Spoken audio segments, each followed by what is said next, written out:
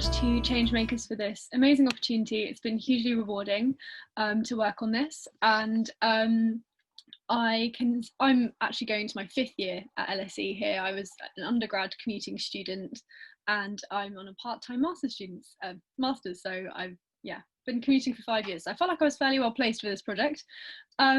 So yes, as my colleagues echoed in their fantastic research, commuting students do face a number of social, logistical and financial challenges, but my project was a little bit more focused on the wider LSE community, but also I was very interested in the practical challenges that or recommendations that we could implement, especially having experienced it for so long.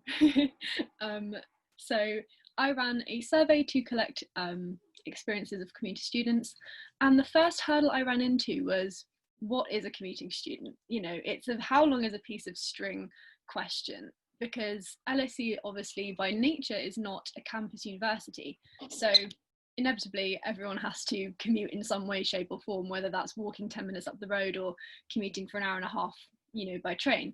So that was the first challenge. And actually this was something I integrated into my survey because I thought I can't, you know, I wouldn't want to make it arbitrary, basically defining where and what a commuting student was and wasn't. So there are many ways you could divide this up, and my responses to the survey were hugely varied, with some people saying it should be anyone who can't walk to campus, anyone who couldn't nip back home to grab some lunch and then come back to campus, you know, fairly easily. And it ranged all the way up to people who had a really lengthy commute and, you know, had to use national rail services or living with family. So there are all these different overlapping elements. So the problem with looking at travel services as a complete definition of commuting students is the disparities in London. And if you check out my project, you can see I've got a map. I'm really sad I can't share it with you, sorry, technological problems. But it will show the disparities between tube zones and national rail, and it's mostly to do with the geography of London, to be honest. You know, for example, south of the river, the tubes are terrible, so often people will have to take some kind of national rail or overground service, which are less frequent than tubes, and that comes with its own challenges. And yeah, the zones also, you can live in zone 3, for example, but you could live near the edge, and so your journey time might be shorter, and this was also reflected in the map. So yeah, if you do have a chance to check that out, it's quite interesting. And so I concluded that actually, considering all of this, because travel's too difficult and living situations it gets quite complicated, actually time's probably the most straightforward and the most fair way to define a commute. And I came up with a finding that I came up with, or a suggestion for a structure that kind of overlaps with LSE's current off-campus scheme, is to have an on-campus student as someone who lives in LSE halls. That's just kind of the on-campus student.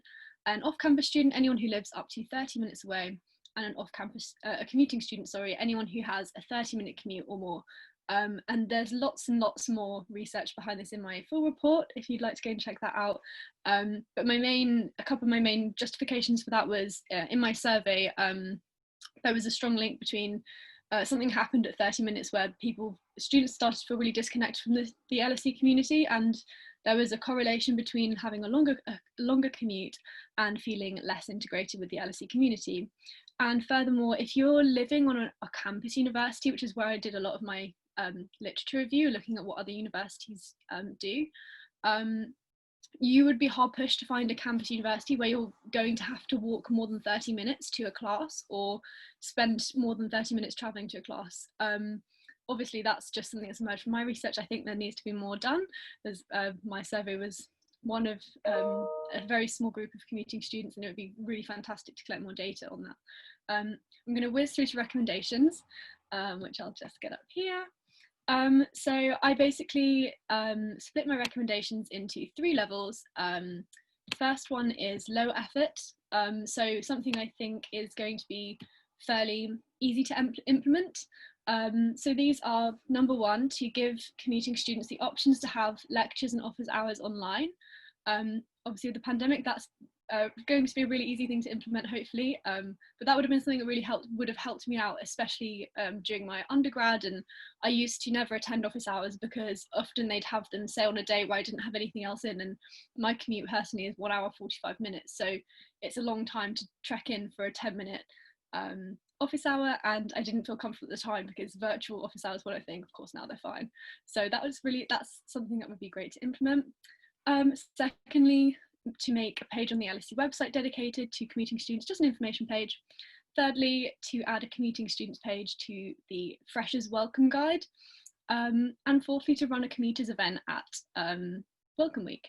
So I think it's just about kind of including these and recognising, like my colleagues in the previous presentation were saying, and just almost increasing the visibility a bit and, letting them know that they were there.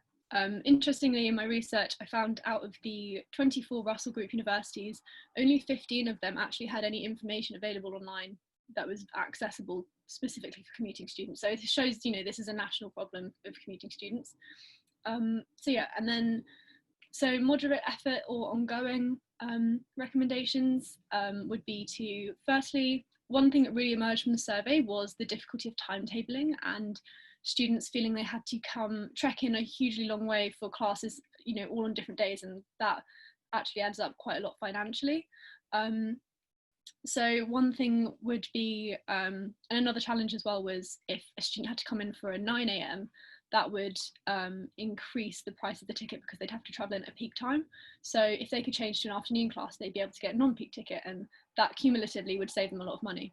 Yeah, my parting thing would be, I'd love to work with the LSESU to introduce a commuting students officer. I think that would be the best way to bridge this gap and continue this work into the future. So that would be really great. But yeah, thank you very much for the opportunity, Change Makers. It's been really, really great. That's brilliant.